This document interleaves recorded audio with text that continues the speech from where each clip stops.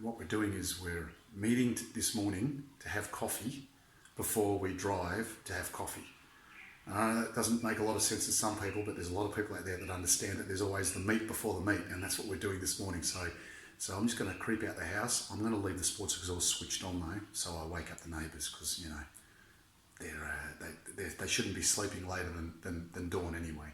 So I'm going to go do that, get the boot in, and we'll share a few of the videos from today, and let's just see what happens. I don't know, there's going to be some nice cars there. We'll see what happens. So I'm looking forward to it. Cheers.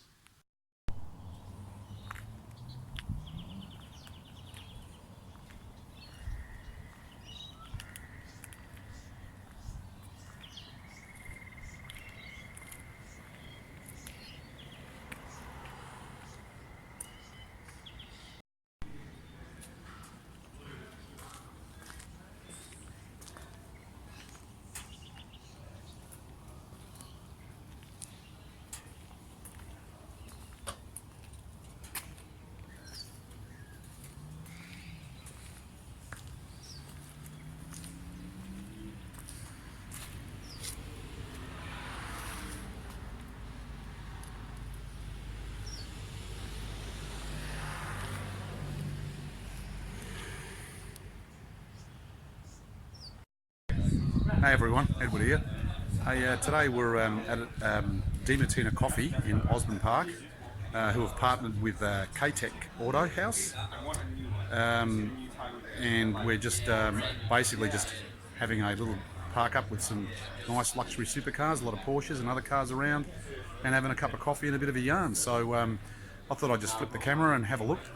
So just to plug firstly to K-Tech, they're great guys, known them for a long time, they do some good work.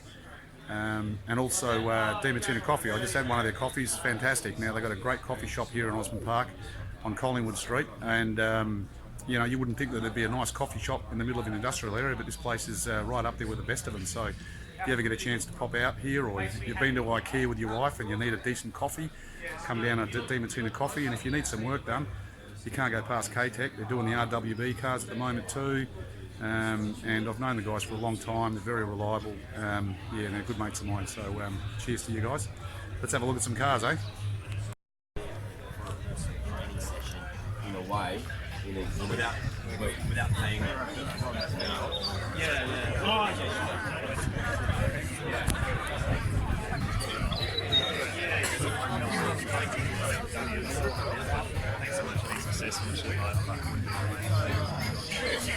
But look, if you want good facility such as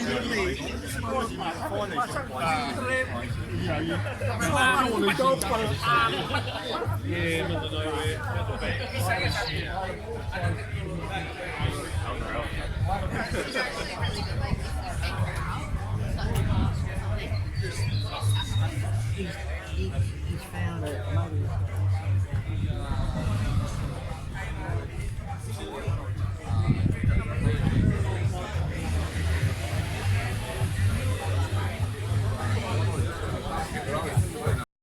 So here we are at the front, and we've got the RWB cars in the background there.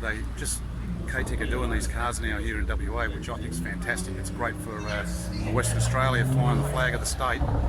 These are beautiful. I mean, they're not concourse cars, but gosh, they look good in the metal. They really do. They just stand out like the proverbial. There's some other lovely cars here we'll go through. There's a one here. This is the RWB. I saw this one a few months ago, early last year I think it was, when it was built. It's actually a Targa. It's you know, it's been made into a bloody beauty. I'll flip the camera. I'll have a really close look at this because I do like this car.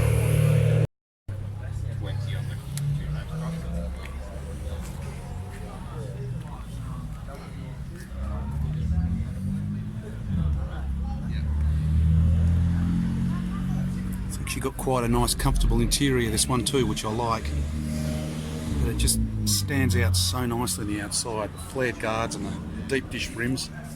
Just looks great.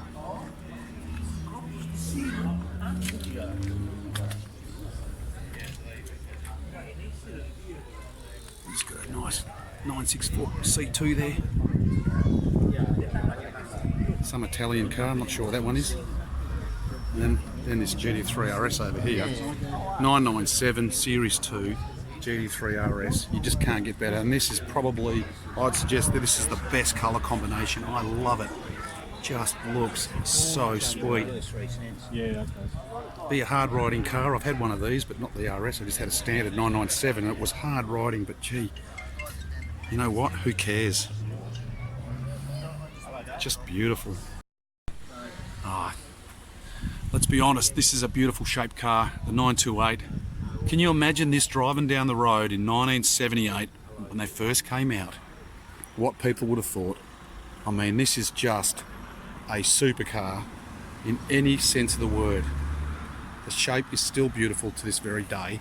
I reckon if they bought a car out like this, that looked like this, with just slightly different, more modern lines, they'd sell out. This is just gorgeous. And of course you'd need to have a manual, wouldn't you? So here I am with Adrian and Frank, a couple of my friends that I knock around with when we go driving. G'day boys, how are you? good. Thanks yourself. So just the question firstly to you, Frank, and don't say the Ferrari. What's your favourite car here? Or the GT3 RS, the white one. The white GT3 RS, that's a nod to Jeff there. Okay, and Adrian, what do you reckon, mate? The black one. Black what?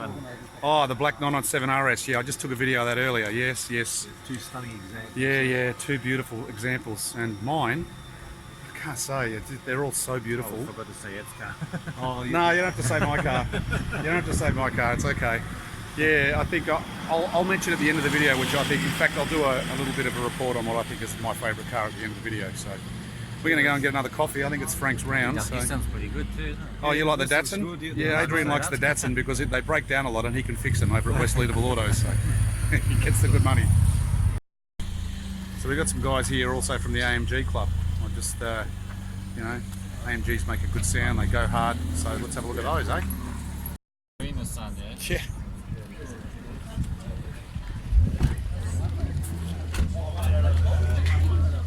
And that next year one, as soon as I saw it, I was like, oh, I don't think it's kind of reverse. And I like that you can keep the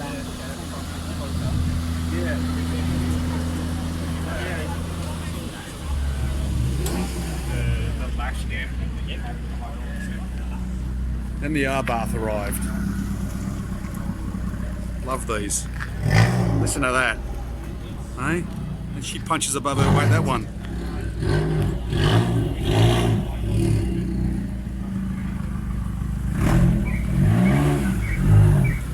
Sounds mint. Love it. Look at it. Just. Hey, how good does that sound? Seriously. You been through the tunnel? Got it? Yeah, exactly. Look. Oh.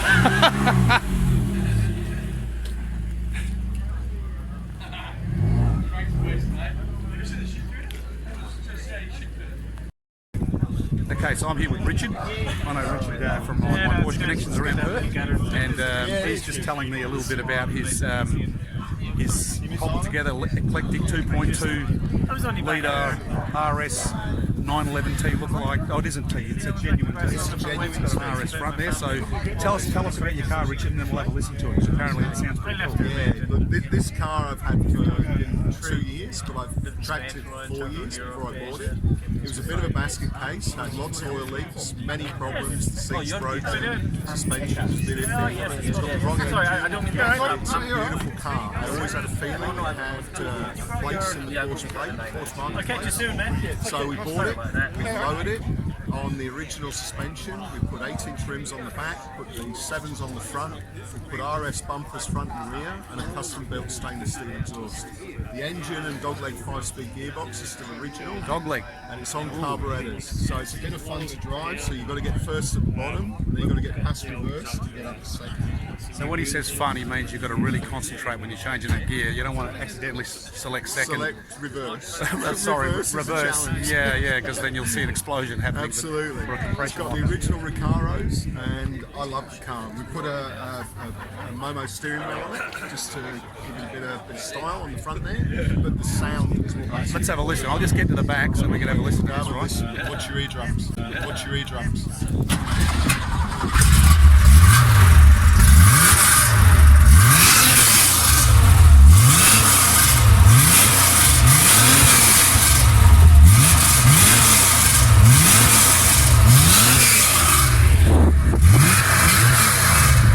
pretty good to me. Really nice. See you later, guys. See you later, Conrad. Sorry to get my steps short, but you've got it all. This sounds great. It certainly does, doesn't it? Just sounds so stupid. I love these rims. Oh gosh, hey, it's like sex on wheels. Those rims, sex in wheels. Look at the interior there. So it's a genuine 911T, and most of the interior is still genuine, or still as is. Oh, it looks great. I'd love to drive this little thing. Eh? Got the Momo steering wheel in there. Yeah, it's not my favourite car here today, but I tell you what, it's a bloody nice little car. So there you go. It's even got the RS nose as well. Hey guys. Okay, so I'm going to be a kid today. I'm not going to do the old purity Porsche thing that I would normally do, which I have a lot of respect for, of course, as you know. I'm just going to be the kid walking around picking his favourite car, and today my favourite car is this little beauty right here. I absolutely love the way this thing looks. It just looks incredible. I love the livery. I love the little ducktail on the back there. You know, the beautiful deep dish rims, the camber of the wheels, the lot. So I'll just flip the camera and I won't say anything. I'm just going to walk around and see what you guys think. You can comment below if you like and tell me whether you reckon this is a cool car. But in terms of Porsche coolness, this thing here just pushes all of my buttons. So thanks for watching. We'll see you again soon. Cheers.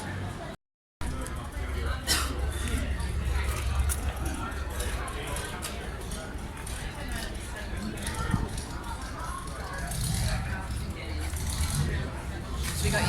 Sorry.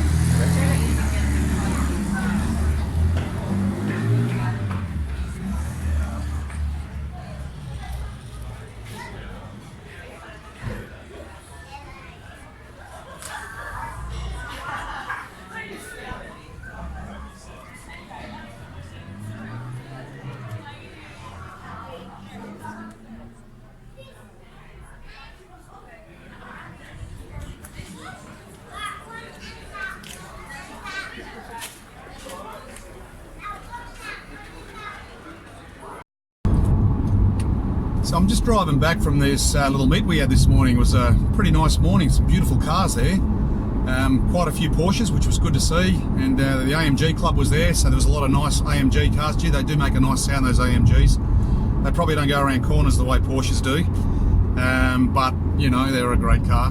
And there was a few Lamborghinis there, a couple of Ferraris as well, a nice Fiat Abarth and some classic cars. But I was talking to some of the guys that I know from my Porsche network about investments, and I know that I've talked to you guys in the past about the investment in, believe it or not, a 2.5 manual Boxster, and I stand by that, a 97 2.5 manual Boxster in factory original condition. Remember that, that's important. Factory original condition is being sold around the world at the moment for the most ridiculous money. First ever Boxster. If you need to know more, just have a look at my previous videos. But I reckon that you buy one of those, you're certainly not going to lose any money.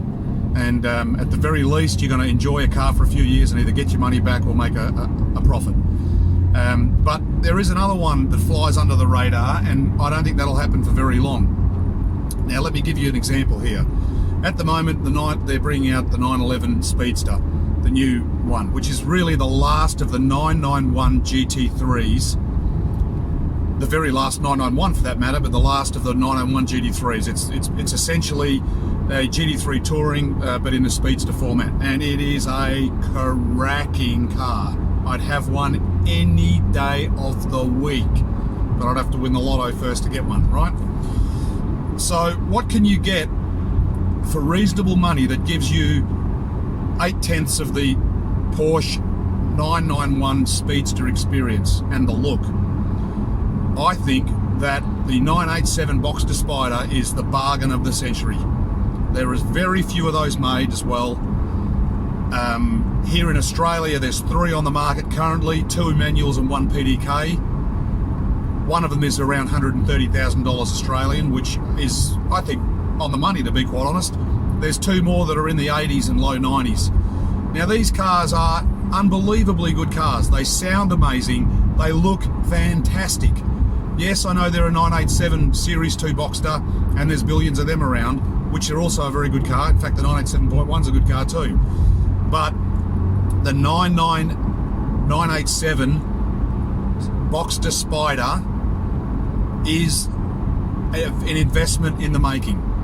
If I had the money to get one of those tomorrow and the room, I'd get one of those manuals that are going out there at the moment for 85 or 90 grand. Now you can again, you know, do the math with your local currency, and I'm sure that the values are around the same around the world as they would be here in Australia. It's just got everything you want. I know that the roof doesn't, you know, it's not the perfect roof mechanism, but who cares? Drive the thing in the sun, and then, you know, if it's raining, just leave it at home. You can't speed with the roof up anyway, so what's the point? They look great. They go great. They've got a lot of, they've got a little bit more power. They got the little humps on the back. I love the way the humps lift off and back and go back when you need to do the roof or when you want to access the boot. So there's my tip. If you're looking at spending that sort of money at the moment and you don't really know what to get, and you want to get a car that's going to retain its value and probably make a profit in the future, it's a naturally aspirated 987 Boxster Spider, preferably a manual. But in this particular case, because there were so few of them that came into Australia, and I think so few of them made, you can safely buy one of the PDK versions as well and know that you'll be able to get your money back. So go out there and grab one, and if you do and you're around Perth and you want to get a hold of me, come pick me up, we'll go for a spin. Cheers, I'll talk to you guys later, bye.